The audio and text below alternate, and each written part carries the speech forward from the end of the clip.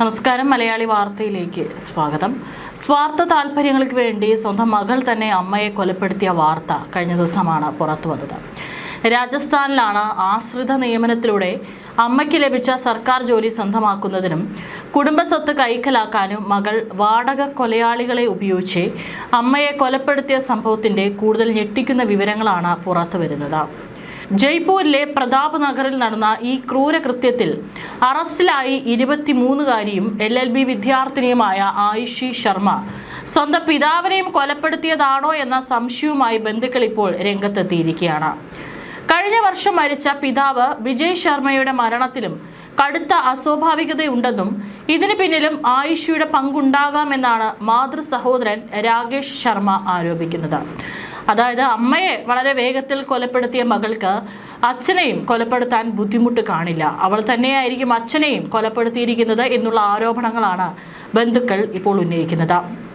രാജസ്ഥാൻ ഹൈക്കോടതിയിലെ മുൻ കോർട്ട് മാസ്റ്ററായിരുന്ന വിജയ് ശർമ്മയുടെ മരണത്തെ തുടർന്നാണ് ഭാര്യ നീരജ് ശർമ്മയ്ക്ക് ഭർത്താവിന്റെ ജോലി ആശ്രിത നിയമനത്തിലൂടെ ലഭിക്കുന്നത്.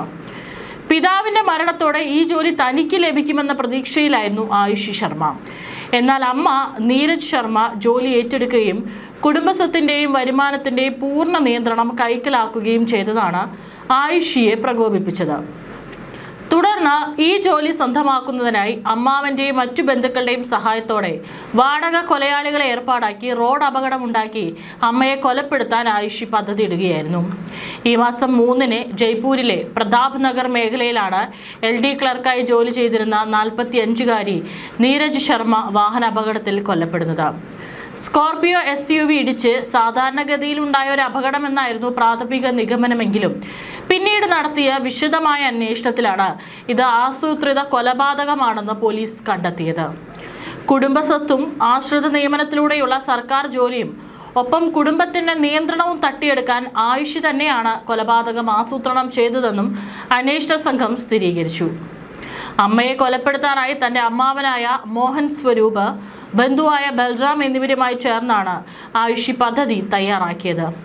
അതായത് അമ്മയെ കൊലപ്പെടുത്താനും ഈ ജോലി തനിക്ക് ലഭിക്കാൻ വേണ്ടിയിട്ട് സഹായങ്ങൾ ചെയ്തതും സ്വന്തം ബന്ധുക്കൾ തന്നെയാണ്. ഭരത്പൂർ സ്വദേശിയായ ഹേമന്ത് ശർമ്മ എന്ന ആൾക്ക് 7 ലക്ഷം രൂപയ്ക്കാണ് അമ്മയെ വകവരുത്താൻ ആയുഷി കൊട്ടേഷൻ നൽകിയത്. കഴിഞ്ഞ 1 മാസത്തോളമായി നീരജ് ശർമ്മയെ കൊലപ്പെടുത്താൻ ഇവർ നിരന്തരം ശ്രമിച്ചു വരികയായിരുന്നു. ഒടുവിൽ ജൂലൈ 3-നാണ് കാത്തുനിന്ന സ്കോർപിയോ കാർ ഇടിപ്പിച്ച് കൊലപാതകം നടപ്പിലാക്കിയത്. കേസിൽ ഇതുവരെ ആയുഷി ഉൾപ്പെടെ 7 പേരെ പോലീസ് അറസ്റ്റ് ചെയ്തിട്ടുണ്ട്. ആയുഷിയും അമ്മയും തമ്മിൽ വർഷങ്ങളായി വലിയ തോതിലുള്ള അഭിപ്രായ ഭിന്നത നിലനിന്നിരുന്നതായി പോലീസ് അന്വേഷണത്തിൽ വ്യക്തമായിട്ടുണ്ട്. ഭിന്നശേഷിക്കാരനായ സഹോദരനോട് മാതാവ് നീരജ് ശർമ്മ കൂടുതൽ സ്നേഹവും പരിഗണനയും കാണിച്ചിരുന്നുവെന്ന തോന്നലും കുടുംബസ്വത്തുമായി ബന്ധപ്പെട്ട തർക്കങ്ങളുമാണ് കൊലപാതകത്തിലേക്ക് നയിച്ച പ്രധാന കാരണങ്ങളെന്നാണ് പോലീസിന്റെ പ്രാഥമിക നിഗമനം. വിശദമായ ചോദ്യം ചെയ്യലിൽ സർക്കാർ ജോലിയും സ്വത്തുക്കളും ലക്ഷ്യമിട്ടാണ് കൊലപാതകം നടത്തിയതെന്ന് പ്രതിയായ ആയുഷി പോലീസിനോട് സമ്മതിക്കുകയും ചെയ്തിട്ടുണ്ട്.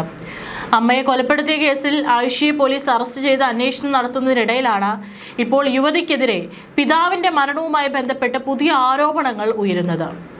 മസ്തിഷ്കാഘാതം സംഭവിച്ച് വിജയ് ശർമ്മ രോഗബാധിതനായിരുന്നുവെങ്കിലും കൃത്യമായ ചികിത്സയിലൂടെ സുഖം പ്രാപിച്ചു വരികയായിരുന്നുവെന്നും ബന്ധുക്കൾ പറയുന്നു.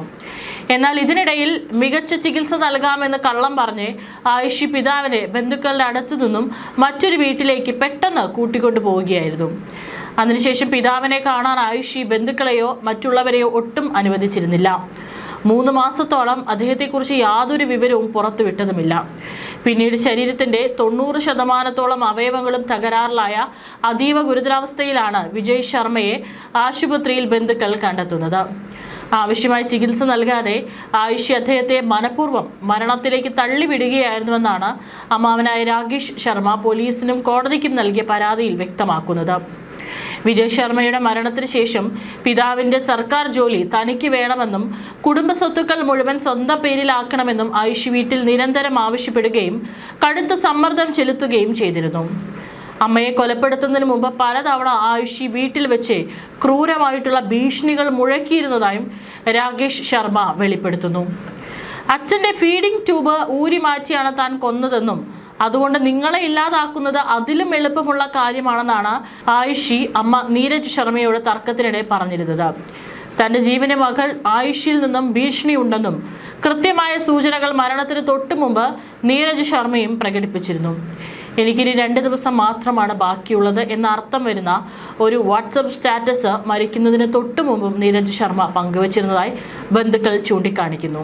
അതായത് സ്വന്തം മകൾ തന്നെ ഏത് നിമിഷവും ഏത് രീതിയിൽ വേണമെങ്കിലും കൊലപ്പെടുത്തുമെന്നുള്ള ഒരു ഭയവും അത് സംഭവിക്കുമെന്നുള്ള ഉറപ്പും ഈ അമ്മയ്ക്കുണ്ടായിരുന്നു. അതുകൊണ്ട് തന്നെയാണ് ബന്ധുക്കളോട് ഈ കാര്യങ്ങൾ തുറന്നു പറയുകയും ഇത്തരത്തിൽ തൻ്റെ ജീവൻ അല്ലെങ്കിൽ തൻ്റെ ആയുസ് 2 ദിവസം മാത്രമേ ഉണ്ടാകൂ എന്ന് സൂചിപ്പിച്ചുകൊണ്ട് ഒരു വാട്സപ്പ് സ്റ്റാറ്റസും മരിക്കുന്നതിന് മണിക്കൂറുകൾക്ക് മുമ്പ് പങ്കുവെച്ചത്.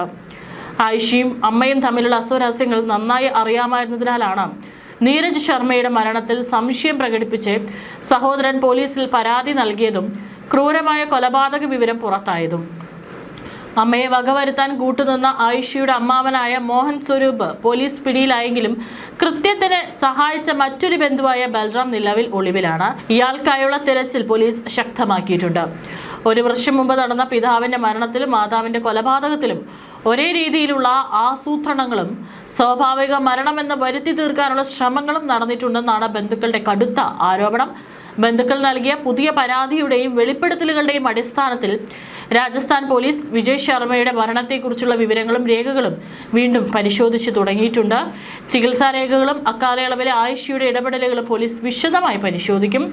വിജയ് ശർമ്മയുടെ മരണവുമായി ബന്ധപ്പെട്ട് ഉയർന്ന പുതിയ ആരോപണങ്ങളിൽ വിശദമായ അന്വേഷണം ആരംഭിച്ചതായും തെളിവുകളുടെ അടിസ്ഥാനത്തിൽ കേസിൽ കൂടുതൽ വകുപ്പുകൾ ഉൾപ്പെടുത്തുന്നത് പരിശോധിക്കുമെന്നും deputy police commissioner Ranjitha Sharma അറിയിച്ചു. സ്വത്തിനും പണത്തിനും പദവിക്കും വേണ്ടി സ്വന്തം മാതാപിതാക്കളെ തന്നെ ഇല്ലാതാക്കാൻ മകൾ കാണിച്ച ക്രൂരത ജയ്പൂർ നഗരത്തെ ഒന്നടങ്കം ഞെട്ടിച്ചിരിക്കുകയാണ്. നിയമവിദ്യാർത്ഥിയായ ആയിഷി എല്ലാ നിയമങ്ങളെയും വെല്ലുവിളിച്ചുകൊണ്ടാണ് ഈ ഇരട്ട കൊലപാതകം ആസൂത്രണം ചെയ്തതെന്നാണ് പോലീസ് വിലയിരുത്തുന്നത്. കോടതിയുടെ കൂടി പരിഗണനയിലുള്ള ഈ കേസിൽ വരും ദിവസങ്ങളിൽ കൂടുതൽ തെളിവുകൾ പുറത്തു വരുന്നതോടെ വലിയ രീതിയിലുള്ള മറ്റ് ഗൂഢാലോചനകൾ കൂടി വെളിച്ചത്ത് വരുമെന്നാണ് അന്വേഷണ സംഘം പ്രതീക്ഷിക്കുന്നത്.